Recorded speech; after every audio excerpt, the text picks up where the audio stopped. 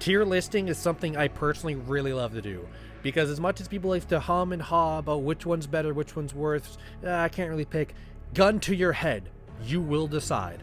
And that's what I'm here to do today. Resident Evil 9. Is it really that good? Can it stack up against its own competition? Let's find out. This is Resident Evil 9 Ranked. Don't go away.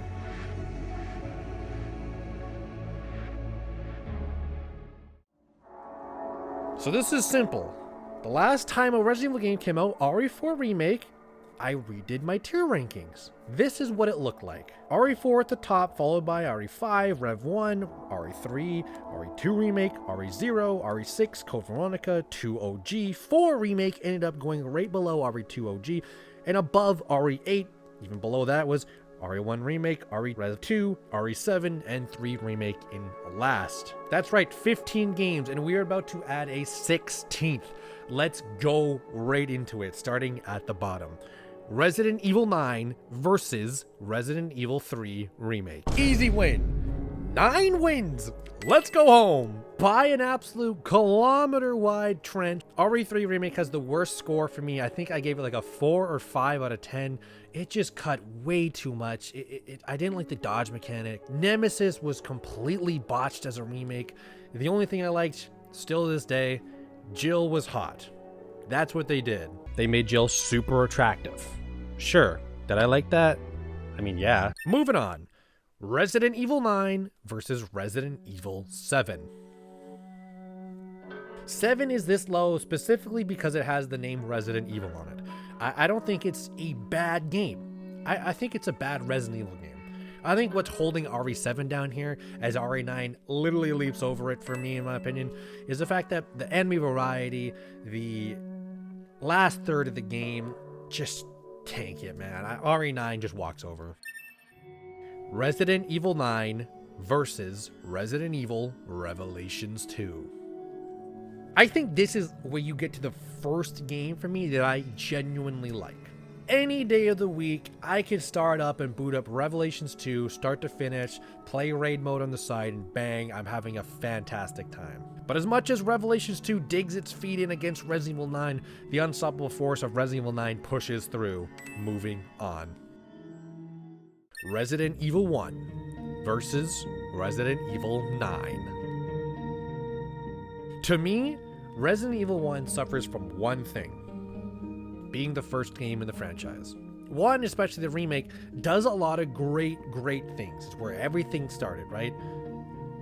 Well, once you play through the entire franchise, 1 seems sort of vanilla. It's not like I don't like RE1, I could boot it up and play it anytime, would be a fantastic night. And maybe it's because I'm just coming fresh off of 9 and I'm on the hype train, but 9 beats 1 in my opinion. I have to say it.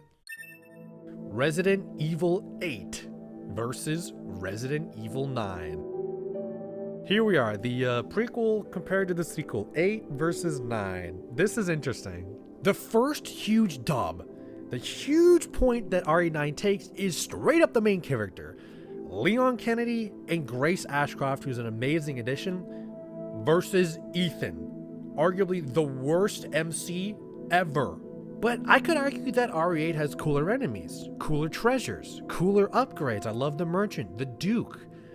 I mean, we're talking pretty cool areas here, right? The Dimitrescu Castle, the Heisenberg factory robot thing going there. Honestly, I'm kind of talking myself into RE8 here. But at the end of the day, I think 9 just has better combat mechanics, better story, better characters, more hype moments in my opinion. And I think 9 beats 8. Resident Evil 9 versus Resident Evil 4 Remake. Res 4 Remake, I believe, is the longest review of my channel. I think it still might be. So I'm gonna keep this to a minimum. 9 beats RE4 Remake. I think you have a little bit of an upgrade coming from 4 to 9 as a natural progression for Leon. The treasure and upgrade system is better than 9. Yes, but I still stand by the fact that I think 4 Remake tanked the villains. I think they're just so much worse than they were in the original. You could argue that there's more iconic areas in the remake, like Village and the farm and the swamp and stuff, but I don't think that's enough to beat 9 in my opinion. You know, this is actually genuinely really hard. I think at the end of the day, I'm going with 9. Resident Evil 2 Original versus Resident Evil 9. Leon's first versus Leon's most recent. The one thing that shocked me when I played RE2 Original was how great the story was. Especially with Annette Birkin and everything else and Sherry, RE2 Original was really good. And RE2 Original has something in the series that 9 doesn't. Good music. RE9 has like 2 tracks I liked. RE2 has like 22 tracks I like. I don't have anything bad to say about 2. This is honestly, like, behind the scenes, guys, this is a really hard. I spent like 40 minutes thinking of this tier list of where to put 9. And I think, gun to my head, what would I rather play? It's 9. 9 just has, I think, really unique aspects, especially with Grace Ashcroft and the kitchen and the singing zombie. It's not a slight against 2, it's just how good a 9 is. And here we come to Resident Evil 9 versus Resident Evil Code Veronica. Wow, it's getting tough. Code Veronica, I think, is probably the most unique and underrated Resident Evil title.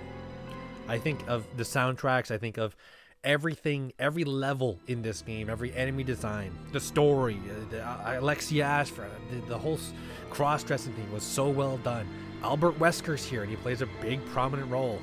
Claire Redfield kicks ass in this game. And then you have RE9, Grace Ashcroft kicks ass in RE9. I love her as a character and her gameplay elements.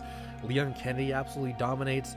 A lack of soundtrack compared to Code Veronica for sure, and potentially a more hypeable story, but a less cohesive on paper. I honestly just go back and forth. Code Veronica 9, Code Veronica 9. And I always, in the end, I always tell myself, if there's a gun to your head, you have both games. One gets deleted forever. You can never play it again. You have to play the other. And you have to make a choice. I would rather play Resident Evil Code Veronica. 9 stops here. Coincidentally at number 9 out of 16.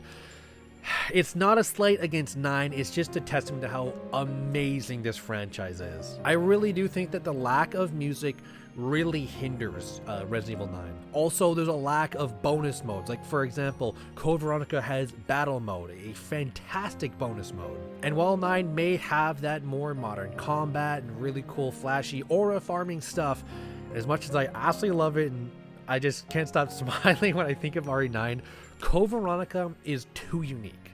It's got too many good soundtracks, too good of a story, too many areas that I just remember so crystal clearly that this is just where it stops truly for me. Resident Evil 9 at number 9 out of 16. So that's it.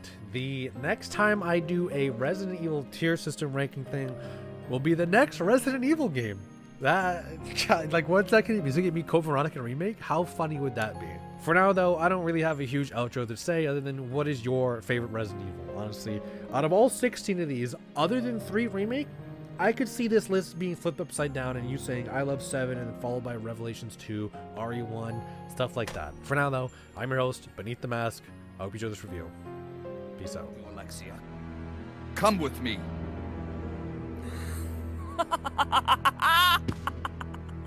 You're responsible for the creation of the T. Veronica virus. And now the only existing sample is in your body. I want it. Now!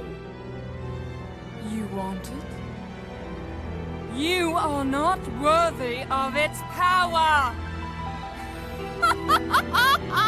I know you're here to find out the Easter egg soundtrack that I put in at the end of every video, but did you know that I have a Buy Me a Coffee page? A page where you can donate to your favorite YouTube creator. Half of the money that's donated to that page is personally donated back to Child's Play Charity, a charity that's dedicated to supplying games and technology to children in hospitals around the world. So that's that.